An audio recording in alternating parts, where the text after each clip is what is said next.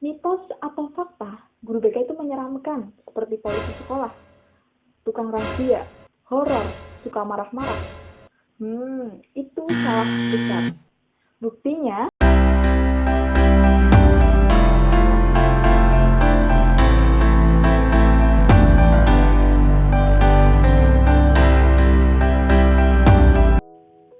Assalamualaikum warahmatullahi wabarakatuh.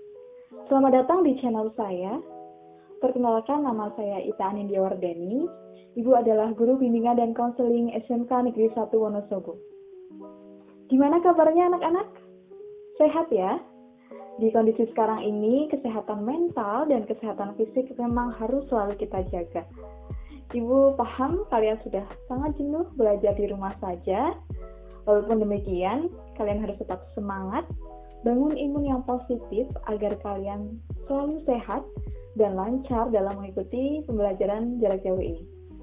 Baik, di video kali ini kita akan membahas mitos atau fakta bimbingan dan konseling. Karena masih banyak sekali miskonsepsi atau persepsi yang salah tentang bimbingan konseling, baik di dalam sekolah ataupun di lingkungan masyarakat. Selanjutnya, kita akan membahas apa sih tugas bimbingan dan konseling di sekolah.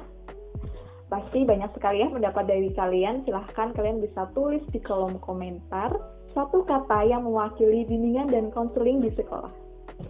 Yuk kita mulai pembahasannya. Yang pertama, mitos atau fakta, guru BK itu menyeramkan, seperti polisi sekolah, tukang razia, horor, suka marah-marah. Itu salah besar.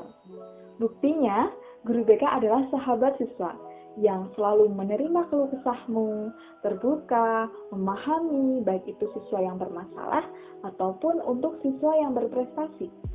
Mengapa sih image polisi sekolah itu ada? Karena dulu yang menjadi guru bimbingan konseling itu bukan hanya dari lulusan S1 bimbingan dan konseling. Misalnya, guru seni budaya, mampu juga bimbingan konseling. Kemudian guru olahraga, jadi guru bimbingan konseling. Jadi beliau-beliau ini tidak memiliki kompetensi. Tetapi sekarang paradigma sudah berubah dan peraturannya sudah berubah. Yang bisa menjadi guru bimbingan dan konseling adalah lulusan dari S1 BK. Jadi kami sudah memiliki kompetensi dan pendidikan bagaimana cara membantu dan melayani siswa dengan baik dan dengan ramah. Yang kedua, BK mengisi saat pelajaran kosong. Mitos atau fakta? Jawabannya adalah mitos. Buktinya, BK itu memiliki jam tersendiri dengan aturan satu guru BK itu mempunyai minimal 150 siswa asuh. Dan layanan bimbingan konseling itu sendiri tidak hanya di dalam kelas, melainkan juga di luar kelas. Misalnya layanan konsultasi, pemberian informasi, dan layanan konseling individu. Kalian bisa lihat bagian di sini bahwa BK itu berdiri sendiri di bawah manajemen sekolah. Sekali lagi, BK itu bukan mata pelajaran, BK itu bukan ekstrakurikuler, dan BK itu bukan muatan lokal. Yang ketiga, guru BK itu bisa dijadikan teman curhat. Mitos atau fakta? Jawabannya adalah fakta. Buktinya, guru BK itu sudah dilatih untuk menjadi pendengar yang baik, untuk menerima apapun masalahmu, apapun keluh kesahmu, baik itu masalah pribadi ataupun tidak, dan baik itu masalah di dalam sekolah ataupun di luar sekolah. Dan BK juga ada asas yang namanya asas kerahasiaan. Jadi, apapun masalah kamu, pasti rahasia akan terjamin. Sekali lagi, bukan tempat curhat biasa dan tanpa solusi ya.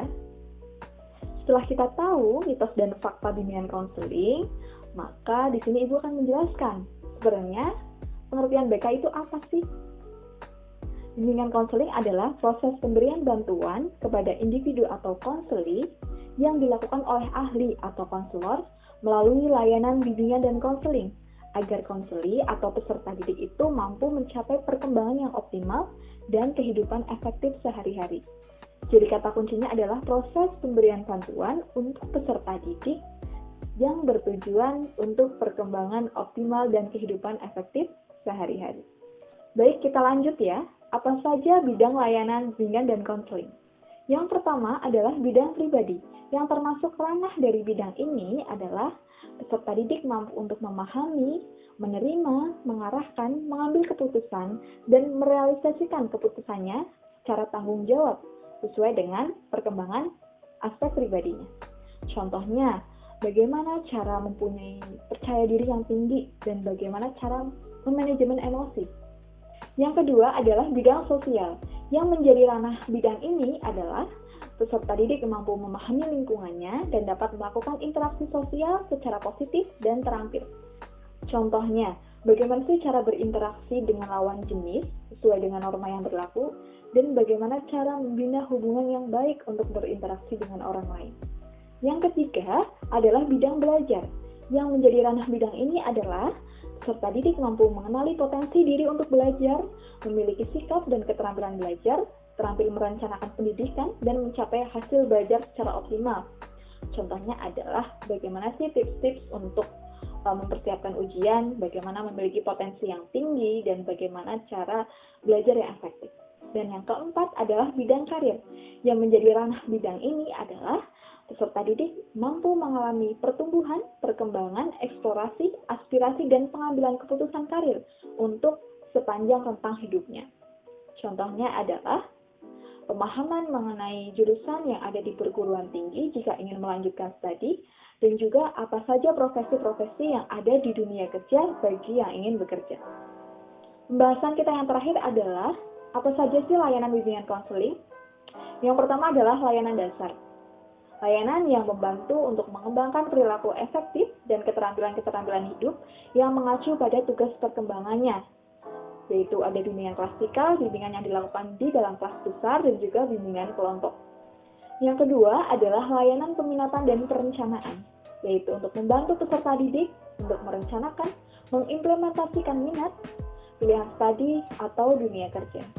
Yang ketiga adalah layanan responsif untuk membantu peserta didik memenuhi kebutuhan yang dirasakan sangat penting oleh peserta didik yang bersifat pencegahan ataupun pengentasan. Permasalahan tersebut harus segera diselesaikan melalui konseling individu, konseling kelompok, ataupun layanan konsultasi.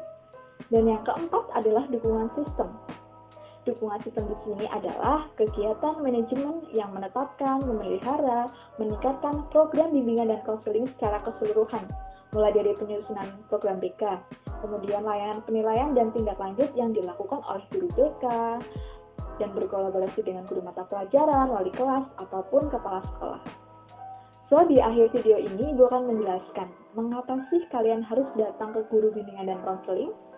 Guru BK selalu memahami masalahmu, guru BK selalu menerima dan peduli apapun keluh kesahmu, dan guru BK bisa menjadi sahabat yang baik untukmu. Oke anak-anak, mungkin video pengenalan bimbingan dan konseling cukup di sini. Semoga anak-anak paham ya. Sekarang kita ganti image BK sebagai polisi sekolah menjadi BK sahabat siswa yang selalu peduli dan menerima apapun masalahmu, sehingga kalian itu bisa berkembang secara optimal. Terima kasih semuanya, semoga video ini bisa bermanfaat bagi kalian dan membawa hal positif bagi kalian. Stay positif, stay healthy, stay safe. Sampai jumpa di video berikutnya. Assalamualaikum.